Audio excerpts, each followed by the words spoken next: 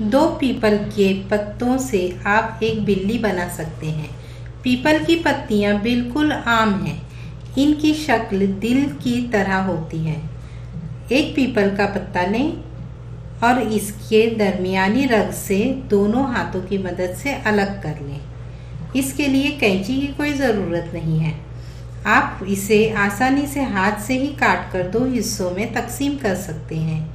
ये जो हिस्सा है डंठल वाला, ये बिल्ली का जिस्म होगा और डंठल इसकी पूंछ। अब एक दूसरा पत्ता लें और इसकी रगों को धीरे धीरे काटें।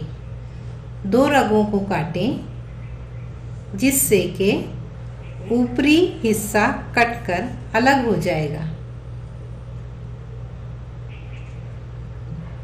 अब ये जो बड़ा हिस्सा बचा है, इसके पीछे वाली डंठल भी काट कर अलग कर लें। ये जो हिस्सा है, इसके दोनों तिकोन बिल्ली के कान की तरह नजर आएंगे।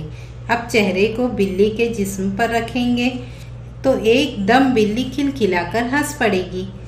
और छोटी बड़ी पत्तियां जमा करें और इनसे बिल्लियों का पूरा खानदान बनाएं। इस तरह से आप कई बिल्लियां बना सकते हैं। मियाऊं मियाऊं करती रहेगी।